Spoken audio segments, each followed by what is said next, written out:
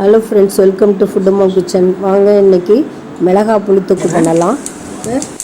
கடுகு போட்டு தாளிச்சாச்சு, மிளகாயும் போட்டுக்குவோம். அதிலே 100 கிராம் நல்லா வதக்கிடுவோம்.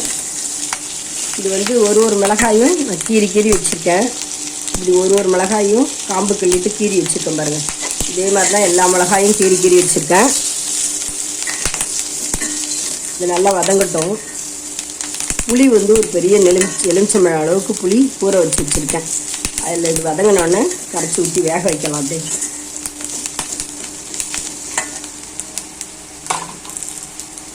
கொஞ்சம் மஞ்சள்தூள் போட்டுப்போம். ஒரு 1/2 ஸ்பூன் அளவுக்கு மஞ்சள்தூள் போட்டுக்கிறேன். பெருங்காயமும் ஒரு 1/2 ஸ்பூன் பெருங்காயம்.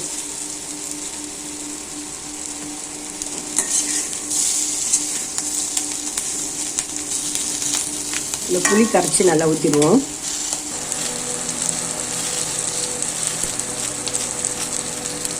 ஏன்னா புளி நல்லா நெல்லிக்காய் அளவு நல்லா கரைச்சி திக்கா அந்த புளியிலே வேகட்டும். இது புளி மிளகாய் தானே, அதனால் புளி இருந்தால் தான் காரம் கம்மியாக இருக்கும். அதனால் புளி நல்லா கரைச்சி எலுமிச்சம்பழம் அளவு கரைச்சி ஊற்றி அது நல்லா வேகட்டும். அளவு நம்ம புளி கரைச்சி நல்லா ஊற்றியாச்சு. இதில் தேவையான அளவு கல் உப்பு போட்டுக்கலாம். புளி தண்ணி இருக்கிறதால அதில் கரைஞ்சிடும். நல்லா 2 ஸ்பூன் உப்பு நிறையாவே போட்டுக்கலாம். உப்பு போட்டிருக்கேன். உப்பில் நல்லா வேகட்டுங்க. மஞ்சள் தூள் போட்டோம், நல்லா வேகட்டும். வெந்து சுண்டி வந்தோன்னு பார்க்கலாம். இதில் பார்த்திங்கன்னா இந்த வெந்தயமும் கடுகும் 2 ஸ்பூன் அளவு போட்டுக்கலாம். வெந்தயமும் கடுகும் நல்லா வறுத்து பவுடர் பண்ணி வச்சுருக்கோம். 2 ஸ்பூன் போட்டேன்.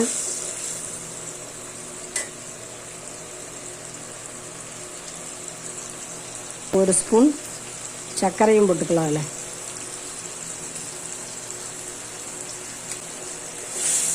நாட்டு சர்க்கரையும் போட்டுக்கிறோம். வெல்லம் இருந்தால் வெல்லம் போட்டுக்கலாம், நாட்டு சர்க்கரை இருந்தால் நாட்டு சர்க்கரை போட்டுக்கலாங்க. அது ஒரு டேஸ்ட்டு தூக்கி கொடுக்கும். காரம் ரொம்ப இருந்தாலும் அதை கட்டுப்படுத்தும்.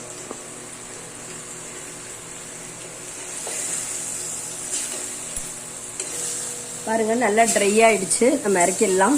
புளி மிளகாய் சூப்பராக எம்மையாக ஊறி நாளைக்கு டேஸ்டியாக இருக்கும். ஒரு நாள் எப்பயுமே ஊறணும், இப்போ டேஸ்ட்டாக இருக்கும்.